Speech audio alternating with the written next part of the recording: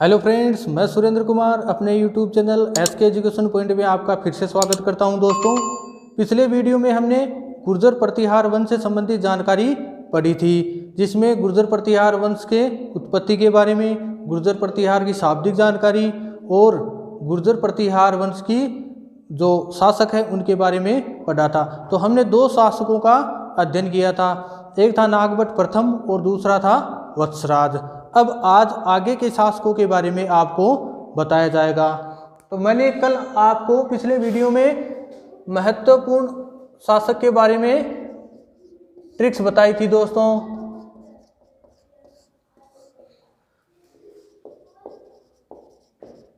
महत्वपूर्ण शासक की ट्रिक्स बताई थी, आशा करता हूं याद हो गई होगी आपको।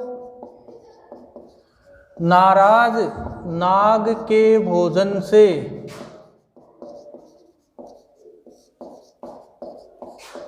महेंद्र मरा, ये अपनी ट्रिक्स थी। दोस्तों, ना से हो गया नागभट्ट प्रथम, रा से वत्सराज, इससे नागभट्ट द्वितीय, के से कुछ है नहीं, भोजन से मिहिर भोज, से कुछ नहीं, महेंद्र से महेंद्रपाल, इसमें से महिपाल और रा से राज्यपाल। ये था दोस्तों। तो इसमें फर्स्ट नागभट्ट प्रथम और दूसरा वत्सराज, इनका अध्ययन हमने पिछले वीडियो में कर लिया था। अब तीसरा शासक है वो है नागभट्ट द्वितीय। नागभट्ट द्वितीय का शासनकाल है वो 815 ईस्वी से 833 ईस्वी तक रहा है।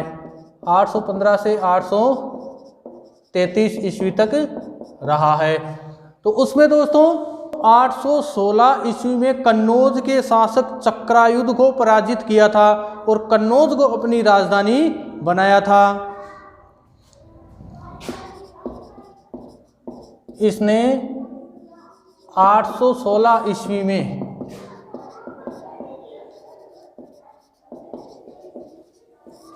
कन्नौज के शासक चक्रायुध को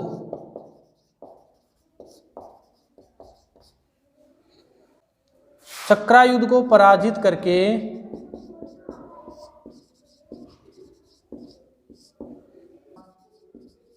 कन्नौज को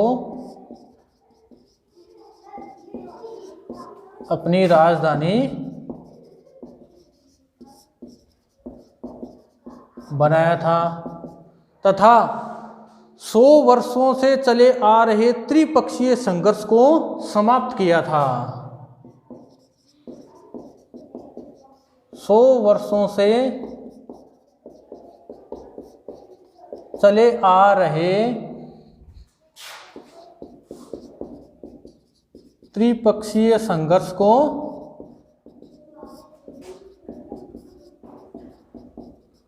समाप्त किया था।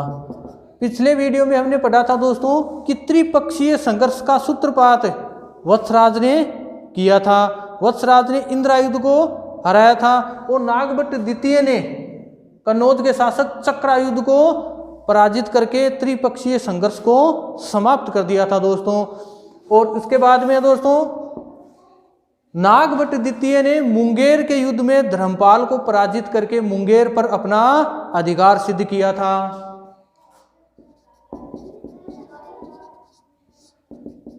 नागभट्ट द्वितीय ने मुंगेर के युद्ध में धर्मपाल को पराजित किया था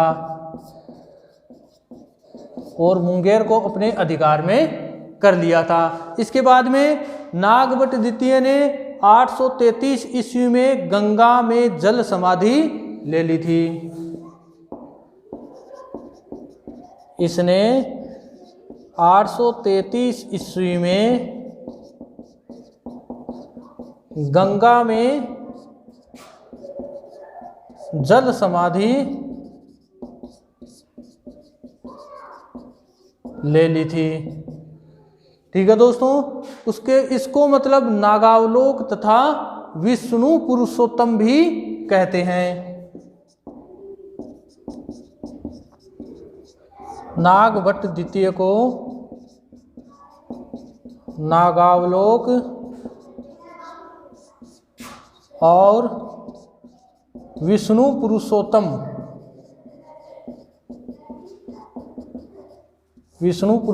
भी कहते हैं। पिछले वीडियो में बताया था कि नागावलोक नागभट्ट प्रथम को भी कहते हैं और नागभट्ट द्वितीय को भी नागावलोक कहते हैं। इनको विष्णु पुरुषोत्तम की उपाधि भी दी गई थी। ये थी दोस्तों नागभट्ट द्वितीय से संबंधित महत्वपूर्ण जानकारी। अब इसके बाद में अगला शासक आता है मिहिर भोज। मिहिर भोज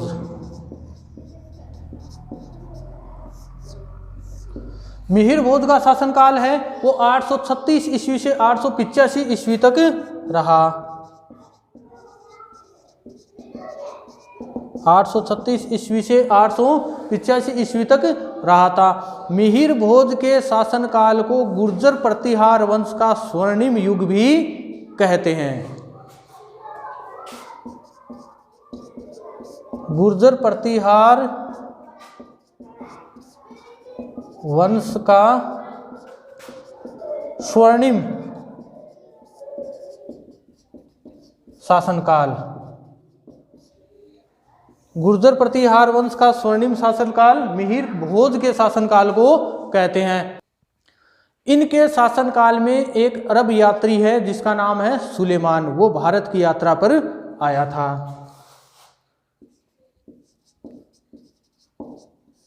इनके शासनकाल में अरब यात्री जिसका नाम है सुलेमान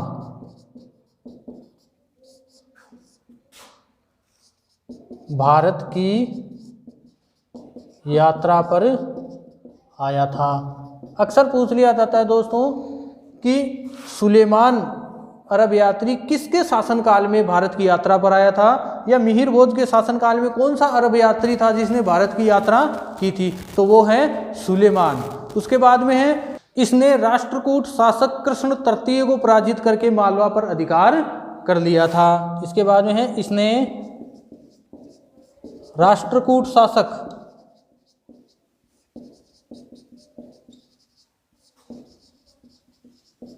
कृष्ण तृतीय को हराकर मालवा पर अधिकार कर लिया था। उसके बाद में एक राष्ट्रकूट राजा है ध्रुव जिसने मिहिर भोज को हराया था।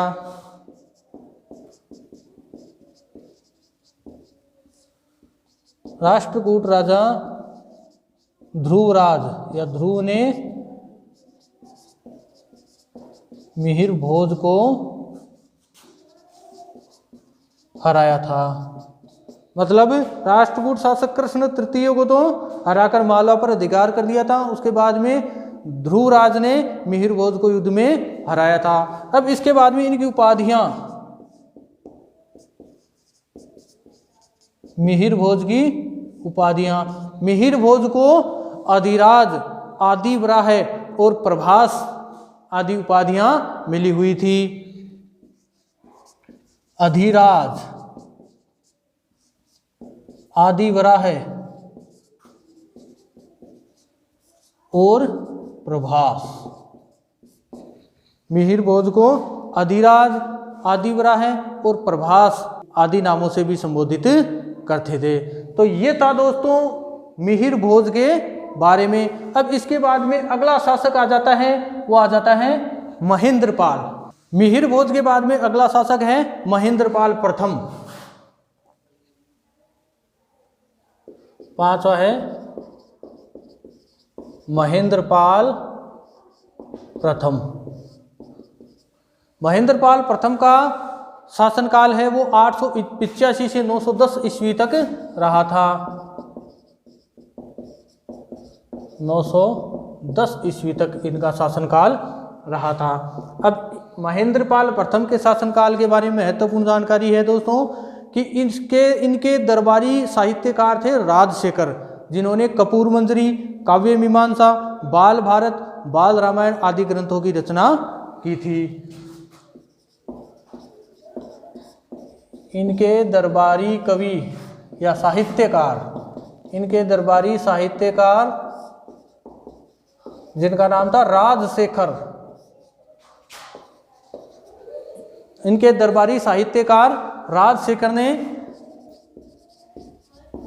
कर्पूर मंजरी,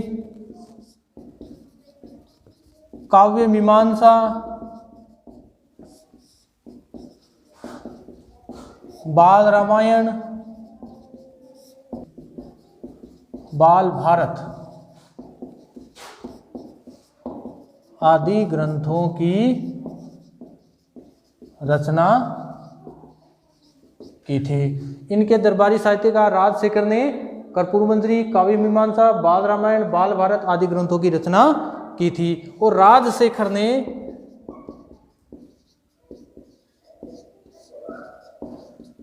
महेंद्रपाल फर्स्ट को निर्भय नरेश कहा है, निर्भय नरेश की उपाधि प्रदान की थी। किनको? महेंद्रपाल प्रथम को। ये महेंद्रपाल प्रथम के बारे में महत्वपूर्ण जानकारी। इनके बाद में अगला शासक है वो है महीपाल।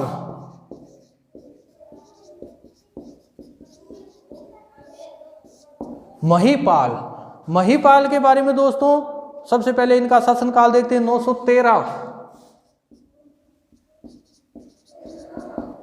945 ईस्वी तक,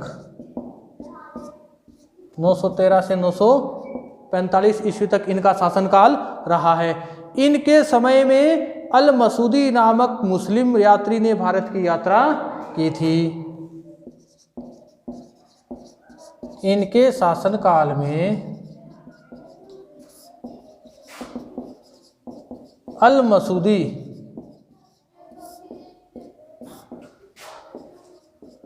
मुस्लिम यात्री ने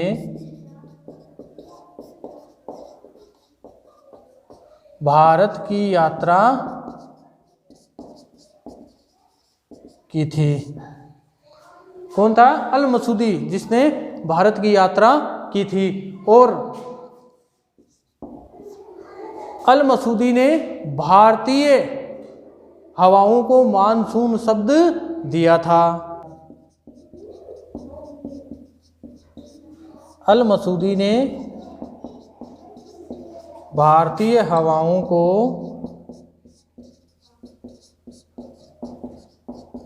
मानसून शब्द दिया था। यह महत्वपूर्ण है दोस्तों कि महीपाल के शासनकाल में कौन सा अरब यात्री था जिसने यात्रा की थी? अल मसूदी। और इन्हीं अल मसूदी ने भारतीय हवाओं को मानसून शब्द दिया था। राष्ट्रकूट नरेश इंद्र तृतीय ने महीपाल को पराजित किया था।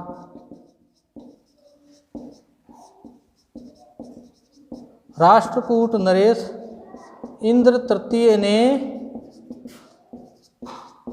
महीपाल को पराजित किया था। यह हुआ दोस्तों महीपाल के बारे में महत्वपूर्ण जानकारी।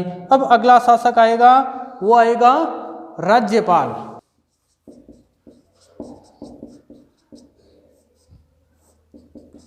राज्यपाल दोस्तों एक कमजोर शासक था। इसके शासनकाल में 1018 ईस्वी में महमूद गजनवी ने कन्नौज पर आक्रमण किया, लेकिन राज्यपाल मुकाबला करने के बजाय शासन छोड़कर भाग गया, जिसके फलस्वरूप चंदेल राजा गंड तथा उसके पुत्र विद्याधर ने उसकी हत्या कर दी थी।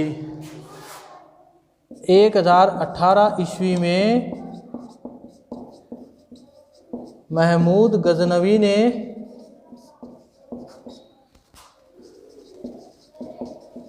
कन्नौज पर आक्रमण किया।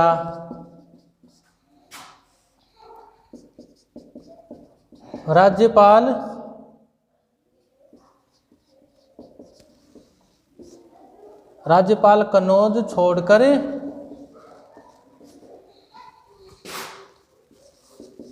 भाग गया, जिसके कारण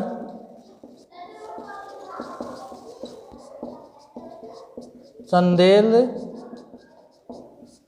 राजा गंड तथा उसके पुत्र विद्याधर ने उसकी हत्या कर दी। ये था दोस्तों राज्यपाल के बारे में इतिहास। उसके बाद में आगे कमजोर राजा हुए, संभवतः यशपाल देव अंतिम शासक था। अंतिम शासक था वो दोस्तों यशपाल देव। ये गुर्जर प्रतिहार वंश का अंतिम शासक था दोस्तों। अब दोस्तों ये तो था गुर्जर प्रतिहार वंश के महत्वपूर्ण राजाओं के बारे में, उनके कार्यकाल में क्या क्या हुआ क्या नहीं हुआ। एक महत्वपूर्ण जानकारी है दोस्तों कि इनके शासनकाल में एक त्रिपक्षीय संघर्ष छिड़ा था। मैंने बीच बीच में आपको उसका जिक्र भी किया था। अब आपको विस्तार पूर्वक बताता हूँ कि त्रिपक्षीय संघर्ष था वो 3 राजवंशों में हुआ था। दक्षिण में राष्ट्रकूट, पूर्व में पाल वंश और उत्तरी भारत में गुर्जर प्रतिहार। इन 3 राजवंशों के मध्य 8वीं शताब्दी से एक त्रिपक्षीय संघर्ष चला, जिसकी शुरुआत प्रतिहार नरेश वत्सराज ने कन्नौज के शासक इंद्रायुध को हराकर की थी। प्रतिहार शासक नागभट्ट द्वितीय ने 816 ईस्वी में कन्नौज के शासक चक्रायुध को हराकर त्रिपक्षीय संघर्ष को विराम दिया था और कन्नौज को अपनी राजधानी बनाया था। देखते हैं दोस्तों त्रिपक्षीय संघर्ष।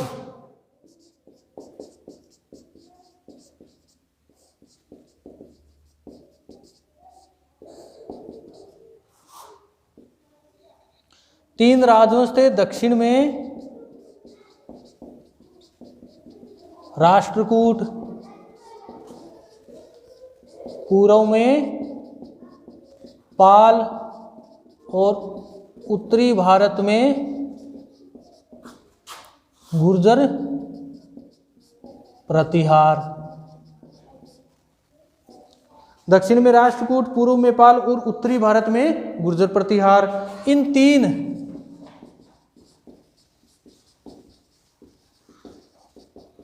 राजवंशों के मध्य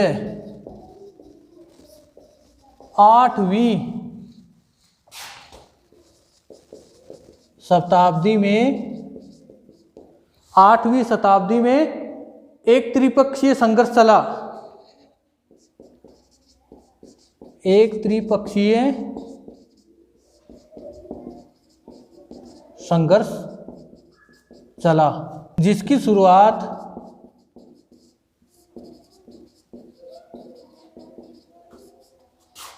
प्रतिहार शासक वत्सराज ने इंद्रायुध को हराकर की।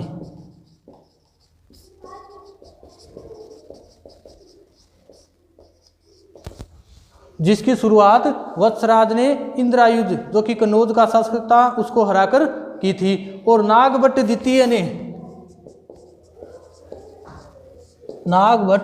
ने चक्रायुध को 816 ईस्वी में हराकर 100 वर्षों से चले आ रहे त्रिपक्षीय संघर्ष को समाप्त किया था और कन्नौज को अपनी राजधानी बनाया था। यह था दोस्तों त्रिपक्षीय संघर्ष के बारे में। तो उम्मीद करता हूं दोस्तों कि आपको मेरे द्वारा बताई हुई जानकारी अच्छी लगी होगी। दोस्तों आगे हम चौहान वंश के इतिहास के बारे में जानकारी लेकर आएंगे। आपके लिए एक नई मज़ेदार ट्रिक्स लेकर आएंगे, जिससे आपको राजाओं का काल क्रम है वो आसानी से आपको याद हो जाएगा। तो प्लीज़ आपसे रिक्वेस्ट है कि आप हमारे वीडियो को ज़्यादा से ज़्यादा लाइक करें, शेयर करें, चैनल को सब्सक्राइब करें और हमें बताइए कि हमारी जानकारी आपको कैसी लगी। दोस्तों, आप ये सारे जो भी महत्वपूर्ण जानकारी है वो रजिस्टर में या अपनी बुक्स में नोट डाउन करते रहिएगा। दोस्तों, मैंने इनमें जो भी महत्वपूर्ण टॉपिक था, जानकारी थी, वो आपको उपलब्ध करवाई है। तो आपसे पुनः रिक्वेस्ट, चैनल को ज़्यादा से ज़्यादा सब्सक्राइब कीजिएगा। दोस्तों, तो आज के लिए धन्यवाद।